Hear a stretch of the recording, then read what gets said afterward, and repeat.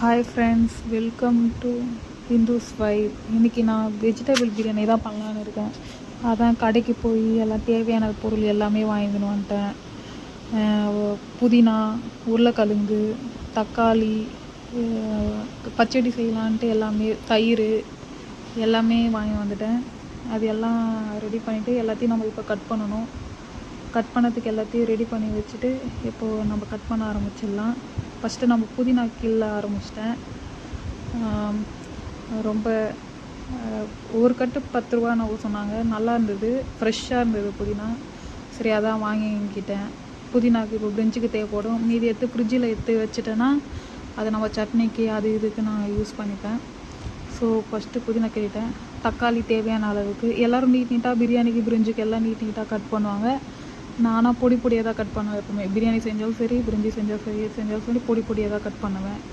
எனக்கு அப்போ தான் எனக்கு எதுவும் நல்லா இருக்கிற மாதிரி ஒரு ஃபீலிங் இருக்கும். ஸோ அதனால் பொடியாக எல்லாத்தையும் கட் பண்ணிட்டேன். எல்லா காயும் கட் பண்ணிட்டேன். தக்காளி கட் பண்ணின்னு இருக்கேன். இது கட் பண்ணி முடித்த உடனே எல்லா காயும் கட் பண்ணிட்டு அப்படிக்காய் எல்லாமே, வெங்காயம் எல்லாமே கட் பண்ணிட்டேன்.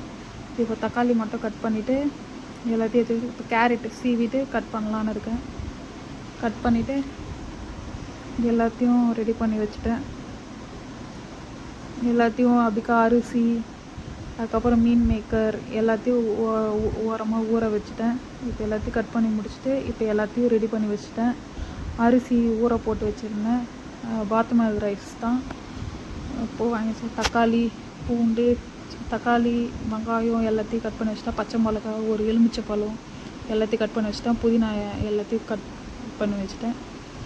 காய்கறி 3 காய்கறி, பீன்ஸு, உருளைக்கிழங்கு, கேரட் 3த்தையும் பொடியாக கட் பண்ணி வச்சுட்டேன். மீன் மேக்கர் நல்லா ஊறிடுச்சு.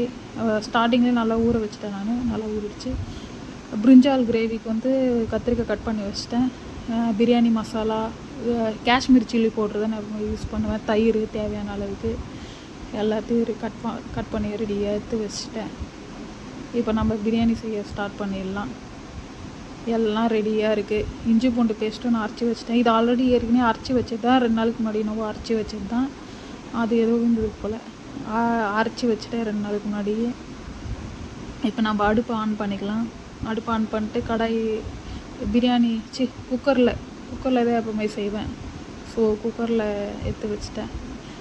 கொஞ்சம் தண்ணியாக இருக்குது, நல்லா காயட்டும். காயறதுக்குள்ள நம்ம எண்ணெய் ஊற்றலாம். பிரிஞ்சி பிரியாணிக்கும் எல்லாத்துக்கும் கொஞ்சம் எண்ணெய் எக்ஸ்ட்ரா ஊற்றினாதே எப்போவுமே நல்லாயிருக்கும். ஏன்னா அப்போ தான் கொஞ்சம் டேஸ்ட்டு கொடுக்கும். பட்டை, லவங்க, கிராம்பு எல்லாத்தையும் எடுத்து போட்டுட்டேன்.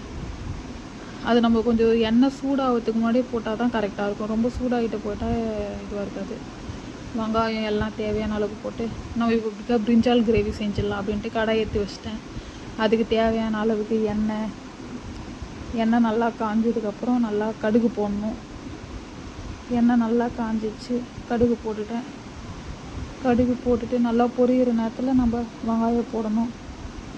நல்லா பொரிஞ்ச உடனே வெங்காயம் போட்டுட்டு அது நல்லா செவரணும். வெங்காயம் நல்லா செவந்தால் தான் நல்லாயிருக்கும். நல்லா எப்படி செவந்து பாருங்கள். கொஞ்சம் தக்காளி நம்ம போட்டுடணும். தக்காளி போட்டு நல்லா வதக்கணும். வதக்கிட்டதுக்கப்புறம் நல்லா பொன்னிறமாக நம்ம நல்லா ஒரு கிரேவி மாரி ஆகணும். தக்காளி வெங்காயம் நல்லா வதங்கினா தான் அந்த குழம்பு எப்பவுமே நல்லாயிருக்கும்.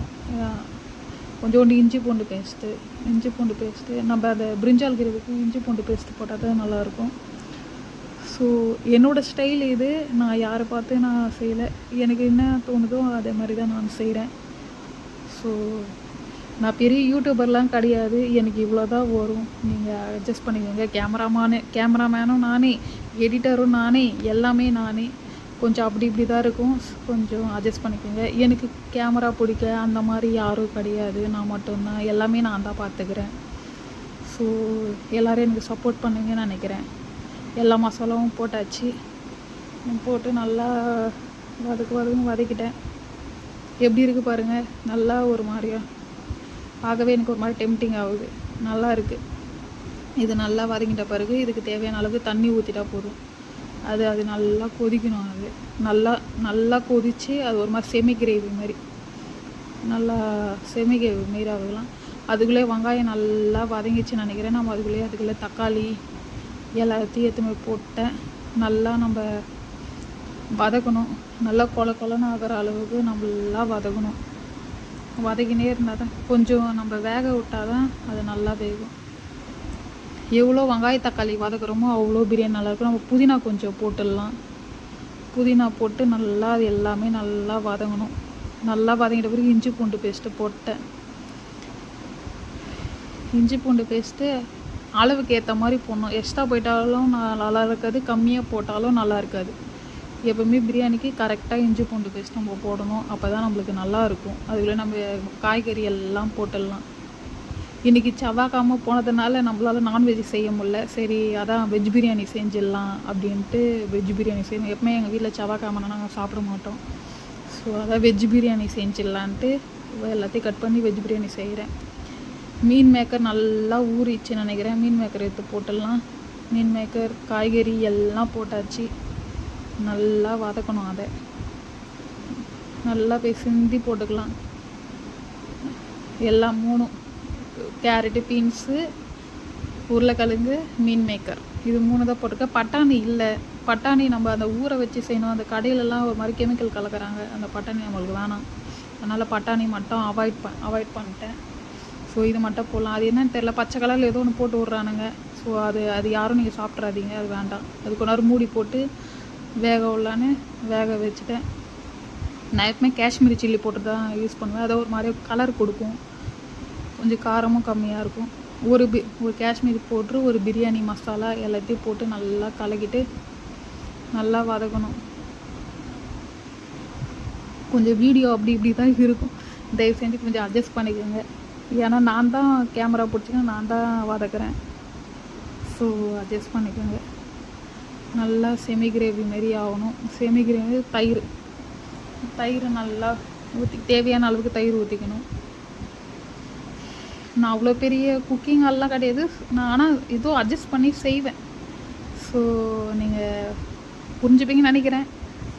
ஓகே, நல்லா வதக்கிட்டேன். தண்ணி அதுக்கு தேவையான அளவு 1 டம்ளர் ரசிக்கு 1.5 கிளாஸ் தண்ணி ஊற்றிக்கினேன். அதை மூடி வச்சுட்டு அது எலுமிச்சை பழம் விட்டுட்டேன். எலுமிச்சை பழம் விட்ட பிறகு நமக்கு ஒன்று அது கொதிக்கணும். அது கொதிச்சு அதுக்கப்புறம் தான் நம்ம அரிசி போட முடியும். ஸோ நல்லா கொதிச்சிடுச்சு. இப்போ எடுத்து அரிசி போட்டுடலாம். பாத்மதி ரைஸ் தான் ஊற வச்சுருக்கேன். நல்லா ஊறிட்ட பிறகு அரிசி எடுத்து போட்டுட்டு நல்லா அது கலரி விட்டுக்கலாம். ரைஸ் நல்லா கலரி விட்டுட்டு நம்ம உடையாமல் கலரணும். பாத்மதி ரைஸ் நல்லா அழுத்தி கலரணுன்னா உடஞ்சிரும். ஸோ நம்ம உடையாமல் கலரணும். மூடி வச்சிடலாம். அதுக்குள்ளேயே நம்ம டம் போகிறதுக்கு தோசைக்கல் எடுத்து வச்சிட்டேன். ஸோ அதனால் இது நல்லா அரிசி மேலே வந்தோடனே நம்ம தம் போட்டுற வேண்டியது தான். ஏன்னா அப்போ தான் கரெக்டாக இருக்கும். எப்பவுமே இந்த தண்ணி விட்டு மேலே நல்லா அரிசி மேலே வந்து நிற்கணும். அந்த நேரத்தில் நம்ம தம் போட்டால் கரெக்டாக இருக்கும். ஸோ அதை நம்ம கரெக்டாக பார்த்துக்கணும், இல்லைன்னா சொதப்பிடும். கொஞ்ச நேரம் மூடி வச்சிட்டோம். இப்போ நம்ம தம் போகிற நேரம் வந்துச்சுன்னு நினைக்கிறேன். ஸோ தம் போட்டுடலாம். ஸோ எடுத்து மூடி வச்சுட்டு அம்மிக்கல் இருக்குது, அதை எடுத்து மேலே போத்துட்டா தோசைக்கல் மேலே எடுத்து வச்சிட்டேன். ஸோ தம் போட்டுடலாம். கொஞ்சம் 10 நிமிஷம் கழிச்ச உடனே நம்ம ஓப்பன் பண்ணி பார்த்தா தண்ணியில் இருந்து ட்ரையாக இருக்கும். ஸோ கரெக்டாக நம்மளுக்கு பதமாக வந்திருக்கும். ஸோ நம்ம கரண்டி விட்டு கிளறி பார்க்கலாம். பாருங்கள் எப்படி பூ போல் இருக்குதுன்னு. கொஞ்சம் ஆனால் லைட்டாக தண்ணி லைட்டாக இருக்க மாதிரி இருக்குது.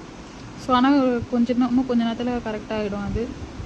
ஸோ இதெல்லாம் பார்த்து கரெக்டாக பண்ணணும். நம்ம இப்போ சர்வ் பண்ணலாம். ஃபஸ்ட்டு சாப்பாடு போட்டுங்கன்னா பிரிஞ்சி சாதம் போட்டோடனே கத்திரிக்காய் பச்சடி அது வேறு செஞ்சுருந்தேன். கத்திரிக்காய் பச்சடியை நம்ம கொஞ்சம் ஓரமாக வச்சுக்கலாம்.